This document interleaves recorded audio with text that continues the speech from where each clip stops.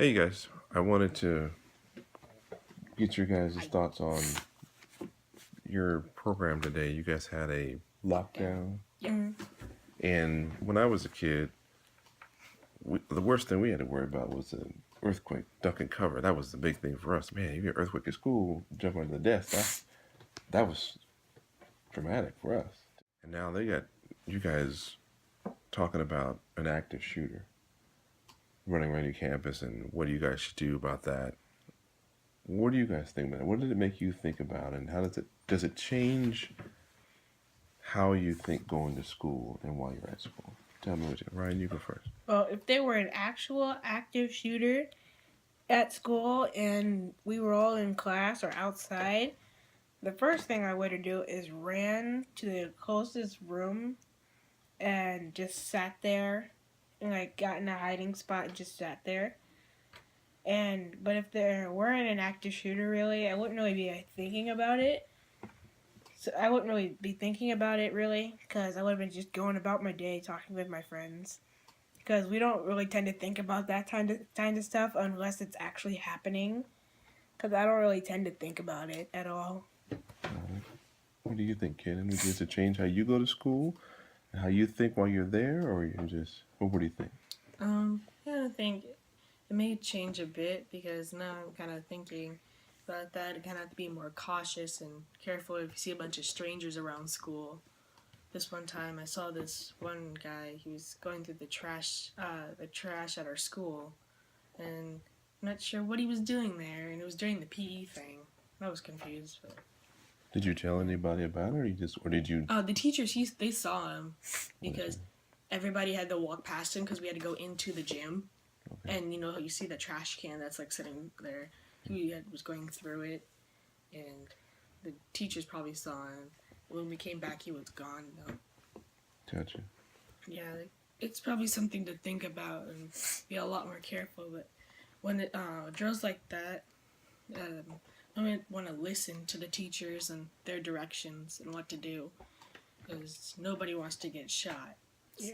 Yeah. In sixth period when we had the lockdown, at first it was just supposed to be the school was going into a security mode, which means you lock all your doors and just go about what you were doing. And if they say lockdown, then they turn off all the lights and put all the children and make the children go hide somewhere. Mr. Kettner told us to go hide behind the instruments in the back of the class, and so we all hid behind the drums because they were the biggest thing there.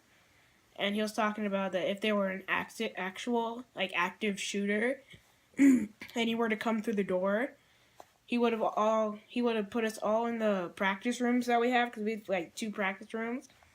He would have put each of a group of kids in one of the practice rooms and a group in the other one, and turned off the lights and turned off all the lights in the classroom. And he would have been the one standing outside. So instead of getting us, he said he would have taken it, and he would have sacrificed himself for us. Oh, now what do you think about that? I think it's very nice of him to actually sacrifice himself for us, to let us live and let him take it so he would die instead of us. And so other kids were saying that they would have to take the bullet instead of him.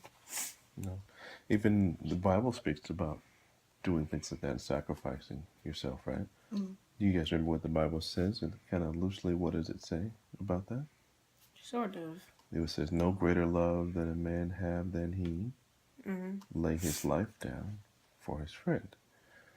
And that's a very huge verse there. And Mr. Kettner, I don't know if he's a Christian or not, but he's exhibiting very strong Christian values with even talking about volunteering to sacrifice himself so you all can have a chance to live. That's pretty outstanding. Mm-hmm. So being a teacher at your school is pretty outstanding to have, one of your teachers really standing up and letting you know that how much he cares and how much he loves you guys. Mm-hmm. It's pretty huge. It's also more important while we're going to bed that we do our prayers, whether it be individually or as a group, right? Because we don't know when our last day is, right? Mm-hmm. And it's very important. I always try to get you guys to live your life at where the last moment you had, right? Mm-hmm. And because whenever you go do something, right, do it as if it's the last time you're ever gonna Just do like it. in volleyball, you always tell us. Yep, exactly. And does it just apply for volleyball? No, advice for everything in life. Classrooms? Mm-hmm. PE? Mm-hmm. Volleyball? Drum lessons? Trumpet lessons? Music lessons? Mm-hmm. Everything. Even eating, huh?